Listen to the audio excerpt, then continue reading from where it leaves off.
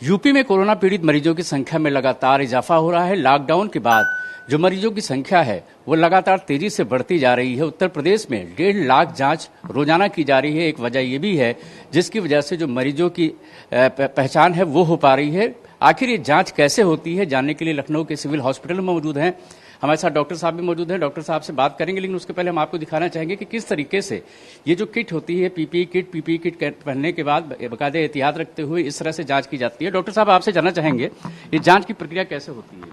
देखिए, जांच जो है, कोरोना की जांच जो है 3 तरीके की हम लोग करते हैं। एक एंटीजन से होता है, एक आरटीपीसीआर के मेथड से होता है और एक ट्रूनेट के मेथड से होता है। तो हमारे अस्पताल में ट्रूनेट और एंटीजन हम लोग करते हैं। आरटीपीसीआर का सैंपल कलेक्ट करते हैं और इसको केजीएमयू में भेज देते हैं।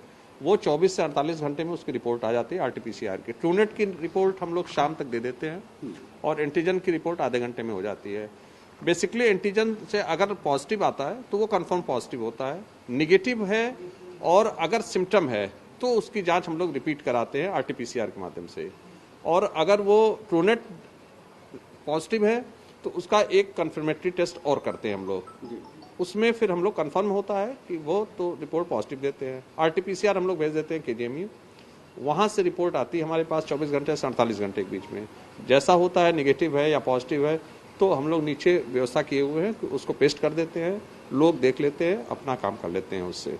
पॉजिटिव चीज और भी जानना चाहेंगे कि बहुत से लोग ऐसे हैं जिनके अंदर डर है या वहम है कि वो जांच कराना नहीं चाहते हैं। ऐसे तमाम लोग हैं।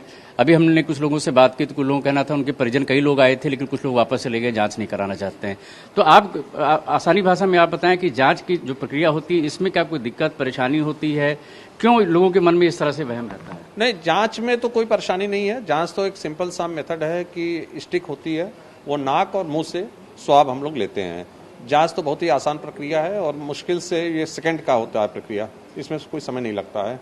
हाँ, लोगों में ये है कि अगर वो पॉजिटिव होते हैं तो ये भय है कि कहीं उनको कहीं इस तरीके से हॉस्पिटल में या कहीं क्वारंटाइन सेंटर पे, जैसा कि पहले हुआ करता था, लेकिन होम आइसोलेशन जब से नियम बन गया है तब से तो ये भय भी लोगों का जाना चाहिए कि अब घर पे रहना है। अगर सिम्टम नहीं है, एसिम्टोमेटिक है, तो घर पे रह के उसका ट्रीटमेंट हो जाता है और करीब 10 से 15 दिन के अंदर रिपीट भी हो जाता है। रिपीट होने पे निगेटिव हो जाए तो फिर कुछ करना नहीं है, इसमें आसानी से है कि होम आइसोलेशन के बाद से तो ये भय नहीं होनी चाहिए। एक चीज और भी जानना चाहेंगे सर कि आपको क्या लगता है कि लॉकडाउन के बाद लोग लापरवाह भी हो गए हैं इस चीज को लेकर के?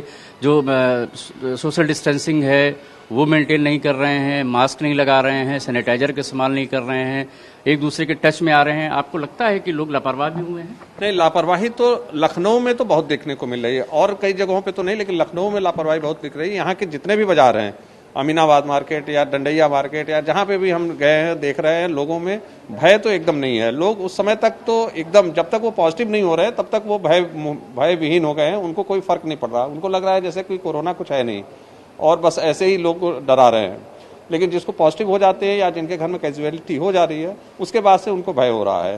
तो जनता से तो अनुरोध है कि वो बिना मास्क के, बिना सैनिटाइजर के या दूरी बना के ही रखना है। इससे बचने का यही 3 मार्ग है और कोई दूसरा रास्ता नहीं है। अच्छा, एक आखिरी सवाल आपसे ये है कि लोगों को क्या कहेंगे आप कि अगर कोई किसी के संपर्क में आया है या किसी को लगता है कि नहीं वो कोरोना पॉजिटिव है या जांच कराने के बाद उसका पॉजिटिव आता है, तो ऐसे में फिर आप क्या एहतियात बरतने की बात करेंगे? और उन लोगों को जो लोग इनके संपर्क में आए हों उनको क्या कहेंगे? एक बार अगर कोई संपर्क में आ गया, किसी पॉजिटिव केस के कोई संपर्क में आ गया, तो वो अपना इंतजार करे। 2-3 दिन के अंदर में वो आके टेस्ट अपना करा सकता है। सिविल हॉस्पिटल आ जाए, सीएमओ कंट्रोल रूम को कर ले, या अब कई जगहों का हम लोग यहाँ नंबर भी डाल दिए हैं पूरे शहर भर के, वो घर जाकर उनका एंटीजन टेस्ट कर लेते हैं। सीएमओ की टीम जाती है और अगर निगेटिव है तो कुछ करना नहीं है, आराम से बैठें। अगर कोई सिम्टम आता है जैसे सर्दी, जुकाम, बुखार, इस तरीके का कोई सिम्टम आता है तो एक बार रिपीट भी करा सकते हैं। तो अगर निगेटिव है तो कुछ करना नहीं है, अगर पॉजिटिव है तो उसके हिसाब से जैसे डॉक्टर एडवाइस करेंगे वैसे उनको आराम करना है।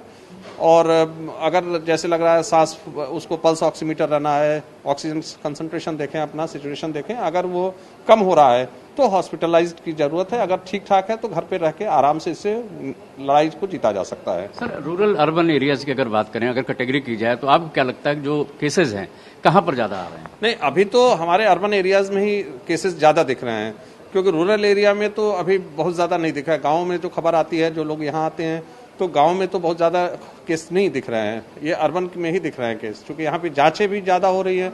तो एसिम्टोमेटिक जैसे कहा जाता है 80% एसिम्टोमेटिक है, तो वो जांचें होने पे ही निकलती हैं वो, तो इसलिए।